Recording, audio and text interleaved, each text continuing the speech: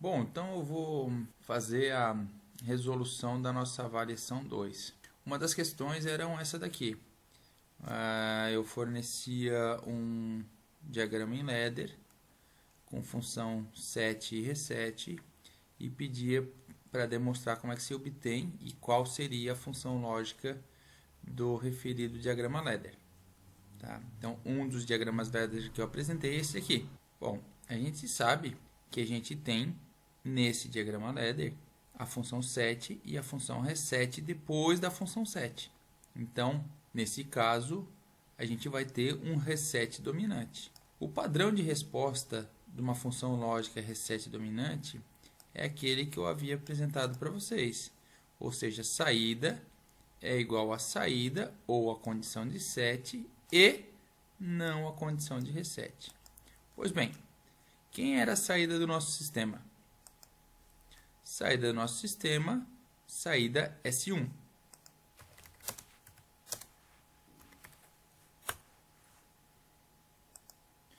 Condição de set do nosso sistema era não E1 ou E2.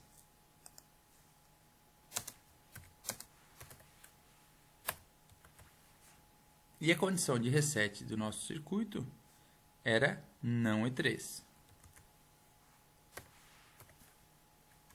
Se a condição de reset é não E3, então não a condição de reset será E3.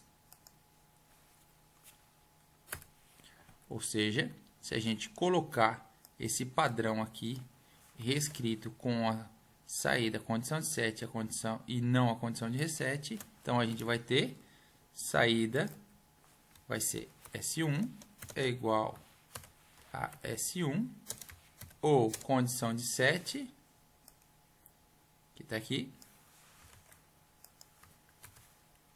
fecha parênteses, e não a condição de reset, que é E3.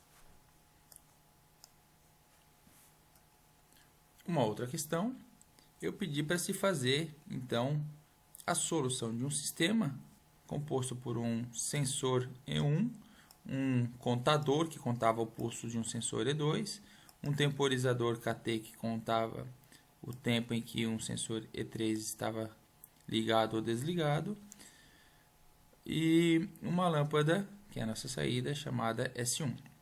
Então, para esse sistema aqui, né, e alguns outros têm uma variação desse perfil aqui que eu vou colocar, tem esse comportamento. Condição de ativação é que a lâmpada deve ser acionada caso o sensor E1 estiver desacionado ou o contador seja verdadeiro, permanecendo ligado até que a condição de desativação ocorra. Ou seja, isso quer dizer que a gente tem um sistema com memória. A condição de desativação, ou seja, a condição de reset, é que a lâmpada deveria ser desligada depois de um tempo em que um sensor E3, que é aquele lá, fosse desacionado. Então, eu peço para fazer a tabela verdade e também peço para enviar o diagrama eletromecânico feito no FluidSim. Então, vamos ver aqui, né? A gente vai fazer o set sempre que a gente não tiver a coluna B ou tiver C. Então, aqui eu não tenho B, não tenho B, não tenho B, não tenho B, não tenho B, não tenho B, não tenho B, não tenho B. Tenho C, vamos ver aqui. Onde é que eu tenho C? Tenho C aqui, tenho C aqui, tenho C aqui e tenho C aqui. Agora, a gente sabe que a gente tem a questão da condição de reset e ainda tem que ver da questão da memória, né? Então, a questão da memória é se ele estava ligado e não aconteceu a condição de reset, então ele mantém ligado. Aqui estava ligado, não aconteceu a condição de reset, então ele fica ligado. Aqui não, aqui estava ligado, mas vai acontecer a condição de reset, então eu deixo desligado. E agora só falta ver a questão do reset para o restante da tabela que a gente não viu ainda, né? Que é ter o D. Então, quando tiver D, a gente vai botar a saída em 0. Então, aqui tem D, D, D, D e D. Então, fazendo um comparativo do que a gente obteve aqui de função lógica na tabela verdade com as nossas variáveis, a gente vai ter que a saída S1 será igual a, onde colocando o não kt em evidência, a gente vai ter, ou seja, então essa seria a função lógica do circuito a ser implementado. Então, aqui o circuito, a saída S1, que é um relé, que vai acionar a lâmpada, é a saída, então a gente colocou um contato, ou KC, ou não é 1, então a gente usou um contato normalmente fechado, porque não é 1, e não KT, onde KT é um relé temporizador, e como escrito no enunciado desse nosso problema, é acionado quando a gente tem o desacionamento de E3, então a gente tem que usar um contato normalmente fechado. E KC é um contador que conta o número de pulsos de um sensor chamado E2. Quando é que eu terei saída? Se eu não tiver E1, e no caso aqui eu apertei E1 já, né? Então essa condição é falsa. Se eu não apertar E1, eu já apertei para que isso não aconteça. Ou eu tenho KC ou tenho a própria saída. Então eu vou fazer o KC ser verdadeiro, né? Fiz ele ser verdadeiro, então eu tenho a saída sendo verdadeira. Condição de reset vai ser eu não ter KT, né? Então na hora que eu tiver KT, eu vou resetar o meu sistema. Quando eu não tenho E3, eu conto um tempo e vou fazer o reset do sistema. Uma outra questão era implementar uma função lógica dada em um circuito puramente pneumático com válvula 3 por 2 vias. Então está aqui o nosso circuito, né? Não E1, por isso que a gente usou uma válvula normalmente aberta, ou E2, ou o sinal de saída que vai ligar o nosso motor, que é o S1. Isso tudo aqui E3. Então está aqui nosso sensor E3.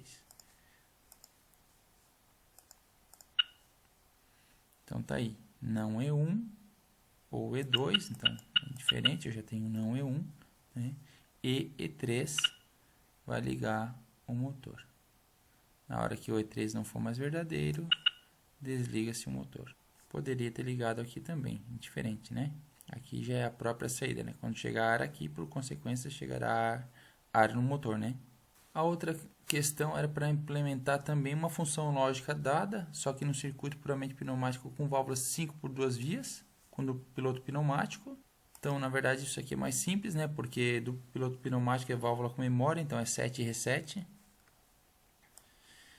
Na verdade, eu não vou nem ficar explicando de novo, porque essa daqui é uma questão parecida com a primeira questão explicada, né? Então, quem faz ou com a saída é a condição de 7, né? Então, a condição de 7, ou seja, o ar que vai ser jogado aqui do lado esquerdo, que é o 7, né? Quem vai fazer a ativação da saída é não E1 ou E2. Então, está aqui uma válvula normalmente aberta para fazer um não e uma normalmente fechada para fazer a identidade. E se eu tenho um E com E3, é porque não E3 é a condição de reset. Então, eu tenho que fazer uma válvula normalmente aberta para fazer um não E3. Né? Porque não E3 é a condição de reset. Se eu tenho E3 na função lógica, então não E3 é a condição de reset. Então, diferente do diagrama Ladder, né, que a gente pode fazer o reset ou o set dominante, e a gente não tem isso na pneumática, né? Se eu colocar dos dois lados, ela fica na última posição que ela estava, né? Então, eu estou tendo aqui um reset quanto o set ao mesmo tempo, no início da minha simulação aqui. É claro que na prática eu poderia fazer isso não acontecer, né? Então, minha condição de reset é não apertar em E3. Então, eu vou apertar em E3 para não ter mais a condição de reset. Então, se eu não tiver E1, que é o que está acontecendo agora, eu não estou apertando em E1, ou se eu tiver E2, né, Então, eu vou ter a condição de 7 acontecendo. Meu motor vai ligar. Então, quando eu não tiver mais a condição de 7, ou seja, não tiver mais essa questão de ter E2 ou não ter E1, e agora eu apertei em E1, né, para não acontecer mais o 7, aí sim eu posso ter a condição de reset, que é não apertar em E3. E3 está apertado e eu vou desapertar ele para que então aconteça o reset da saída. E aí, como última questão, foi solicitado que se fizesse um diagrama ladder no clique com um exercício que teria um comportamento semelhante ao anterior. Teria as mesmas entradas, E1, o contador de pulsos de E2, o temporizador de um sensor E3 KT e uma lâmpada chamada S1, e aí uma condição de ativação e uma condição de ativação. Aí, para implementar em ladder fica mais simples, porque a condição de ativação é a condição de set e a condição de desativação é a condição de reset. Então, isso poderia ser implementado diretamente no ladder. Condição de ativação desse exemplo, a lâmpada deveria ser acionada caso o sensor E1 estivesse acionado e o contador não fosse verdadeiro. Então, está aqui. A gente tem que ter E1 e não pode ter KC para fazer o set. Bom, a condição de desativação, que é a condição de reset, seria que a lâmpada deveria ser desligada depois de um tempo em que o sensor E3 fosse desacionado. Então, o reset é feito por meio de um temporizador T1, onde esse temporizador é acionado quando a gente não tiver E3. Enfim, faltou só a gente colocar no diagrama em ladder o contador de pulsos de um sensor E2. Então está aqui, nesta linha, o contador de pulsos de E2. A gente colocou para contar só até 2 e que a gente faria o reset por uma entrada I4. Então está aqui, vamos fazer uma simulação. Na hora que eu tiver, eu já não tenho o contador sendo verdadeiro, né? Então essa condição está ok para a simulação, só falta a gente apertar I1 para fazer o set da saída 1. E o reset se dará por meio do temporizador, que vai acontecer quando eu não tiver E3. Então quando eu não tiver E3, eu vou contar um tempo, esse temporizador será verdade, e aí haverá o reset da minha saída.